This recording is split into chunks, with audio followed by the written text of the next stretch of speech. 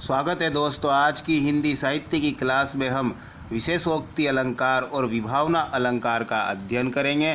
तो दोस्तों हमारे चैनल को सब्सक्राइब कीजिए और वीडियो को ज़्यादा से ज़्यादा शेयर और लाइक कीजिए। शुरू करते हैं आज की क्लास। विशेषोक्ति अलंकार। सबसे पहले परिभाषा देखिए दोस्तों। जहाँ कारण के होने पर भी कार्य न होना प्रदर्शित किया जाता है वहाँ विशेषोक्ति अलंकार होता है। तो दोस्तों जहाँ कारण के होने पर भी कार्य न हो तो कारण क्या होता है दोस्तों? जैसे भूख लगती है तो भूख लगने के कार्य को पूरा किसके द्वारा किया जाएगा? भोजन के द्वारा। इसी प्रकार से प्यास जो कार्य है उस कार्य को पूरा किसके द्वारा किया जाएगा? कारण क्या है उस कार्य को करने का? जल। तो यहाँ पर जो कारण है, कारण मौजूद है और कारण मौजूद होने पर भी कार्य प्रदर्शित नहीं होगा, यानी कार्य पूरा नहीं होगा, तो वहाँ विशेषोक्ति अलंकार होगा। कारण मौजूद है, कार्य नहीं होगा, इतना आपको ध्यान में रखना है। आगे देखिए, बिना कारण के कोई भी कार्य संपन्न नहीं होता है, लेकिन विशेषोक्ति अलंकार में कोई भी प्रसिद्ध कारण मौजूद है फिर भी वो कार्य संपन्न नहीं होता है। कुल मिला के विशेषोक्ति अलंकार में आपको इतना ध्यान रखना है कि जहाँ कारण के होने पर भी कार्य पूरा नहीं हो वहाँ विशेषोक्ति अलंकार होता है। विशेषोक्ति अलंकार में प्रसिद्ध कारण होने पर भी कार्य संपन्न नहीं होगा। विशेषोक्ति अलंकार का उदाहरण देखिए। नेहन नैननी को कछु उपजी बड़ी बलाय, नीर भरे नित प्रति रहे तौ न प्यास बुझाए।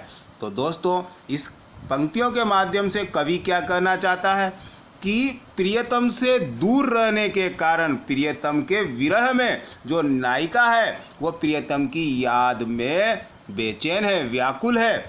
तो आप लोगों को पता है रीतिकाल में श्रृंगार के जो भेद थे, वियोग और सुयोग।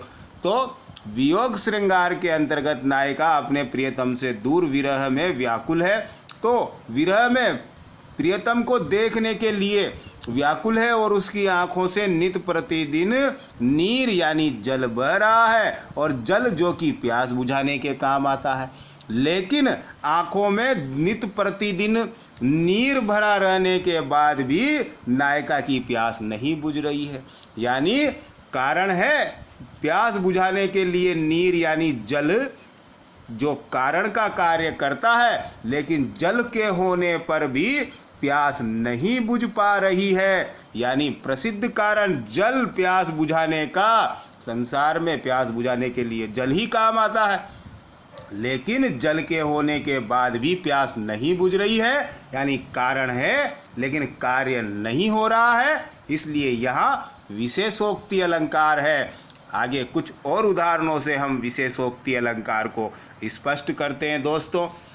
त्यों त्यों प्यासे ही रही रहत, जो जो पियत अघाई, सगुण सलोने रूप की जून चक तृषा बुझाई। क्या कहना चाहता है इसमें कवि?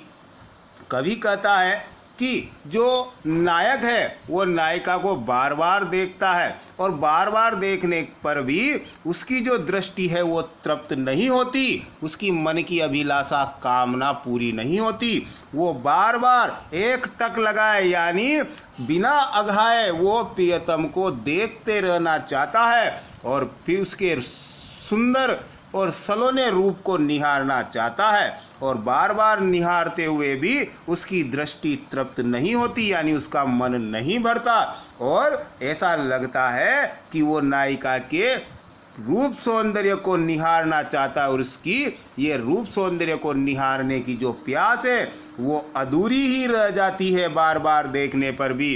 तो बार बार देखने पर भी दृष्टि तृप्त न होना और रूप सौंदर्य को निहारने की प्यास बढ़ना, यानी यहाँ पर कारण है।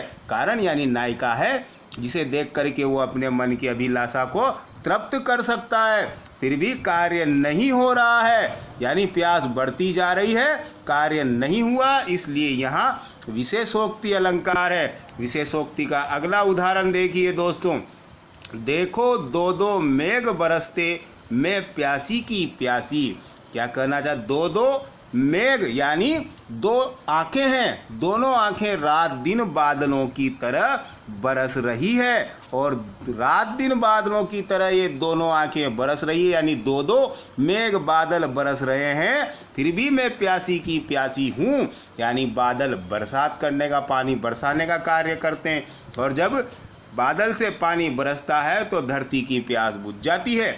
लेकिन दो दो मेघ बरसने पर भी मैं प्यासी की प्यासी हूँ, दोनों नेत्र से आंसुओं की बरसात हो रही है, किंतु नायिका के जो प्यास है प्रियतम से मिलन की, वो शांत नहीं हो रही है, प्रिय को देखने की प्यास नहीं बुझ रही है।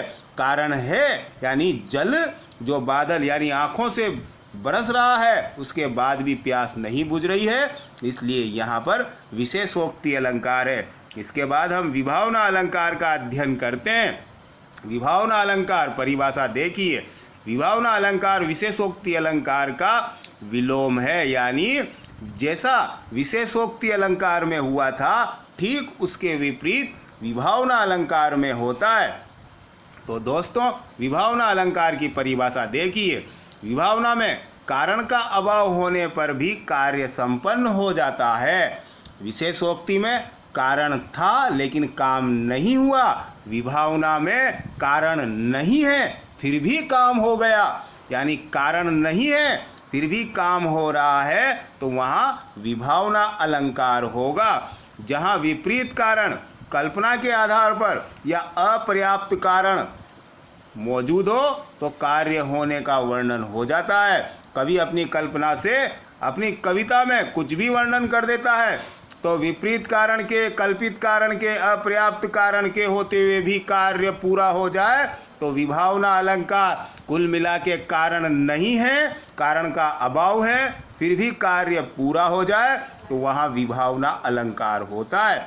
जैसे बिनु पद चले सुने बिनु काना, अब चलने के लिए जो पैर हैं वो होने चाहिए, लेकिन बिना पैरों के चलना यानी पैर नहीं है, कारण नहीं है, कारण नहीं है और कारण नहीं होने पर भी चलने का कार्य हो गया, यानी यहाँ विभावना अलंकार है।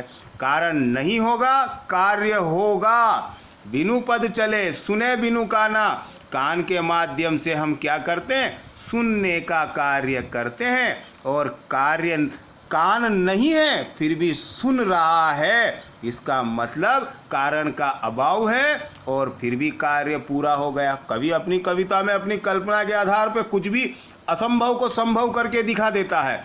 तो बिनु पद चले सुने बिनु काना, बिना पैर के यहाँ पर चलने का कार्य और बिना कान के सुनने का कार्य हो रहा है, यानी कारण के बिना कार्य होना बताया गया है, इसलिए यहाँ विभावना अलंकार है।